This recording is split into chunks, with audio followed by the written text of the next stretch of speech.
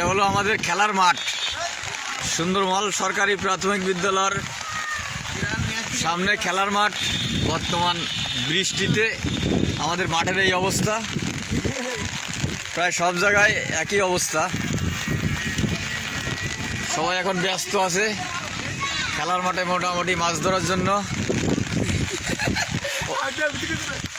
সবাই মোটামুটি কম বেশি খাবারের মাছ পাচ্ছে, কেউ জাপানি ভুটি, কেউ রুই।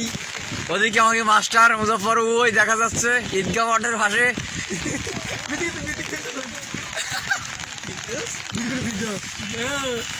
15-20 জন মোটামুটি আছে মাঠে। কেউ কারেন্ট জাল পাততেছে, কেউ কেউ আর খেওলা জাল। গোলের মধ্যে জাল এ কি, হ্যাঁ গাউস ভাই গোলের মধ্যে গোল দিছে।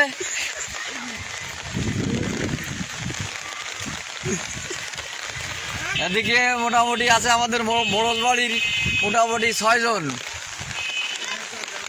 হইল নুর ইসলাম ভাই, গাউস ভাই, হইল মাস্টার, ওই হালিম ভাই, ওই এই আলিম ভাই এই পাশে, ও পাশে দেখতেছেন তারা আপাতত গেরের ওই গিরার অমনি মোটামুটি পুকুরি যেমনি যেমনি মাছ আছে, কেউ খালি হাতে ফেরবে না। ওদিক ছবি কুচুর আছে বাগানে আটলা দিছি। হ্যাঁ ওই যে রুই, এই যে দেখা যাচ্ছে দর্শক আপনারা দেখতেছেন কিছুক্ষণের ভিতরেই মোটামুটি আমাদের সামনে হাজির আলিম ভাই রুই মাছ নিয়ে। রুই রোনা সরি গ্লাস কাপ, রুই না গ্লাস কাপ, এই যে হ্যাঁ মোটামুটি এই যে প্রায় বন্যায় তোলা যাচ্ছে আমাদের এলাকা। 4 কেজি ওজনের রুই। শাহাবুদ্দিন ভাই, ভাই মোটামুটি সবাই আছি আমরা লাইনে। হ্যাঁ সবাই মারা হওয়া বলো।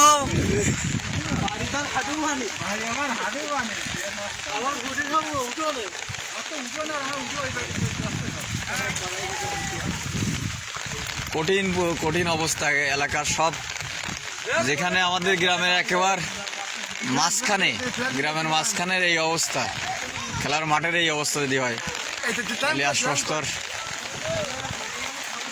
ধন্যবাদ সবাইকে। আল্লাহ তাআলা আমাদের অতি শীঘ্রই ওই আর একটা পাওয়া গেছে রুই মাছ। মোটামুটি সবাই কম বেশি মাছ পাচ্ছে যা দেখলাম। সবার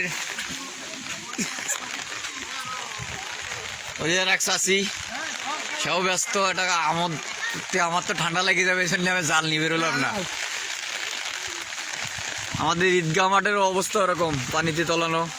এদিকে স্কুলে, ওদিকে মন্দিরের সামনেও তোলা গেছে সব। এলাকায় নেটও নাই, বিশেষ করে কালকের থেকে আসার পরের থেকে নেট নাই, কোথাও কলও দিতে পারতেছি না।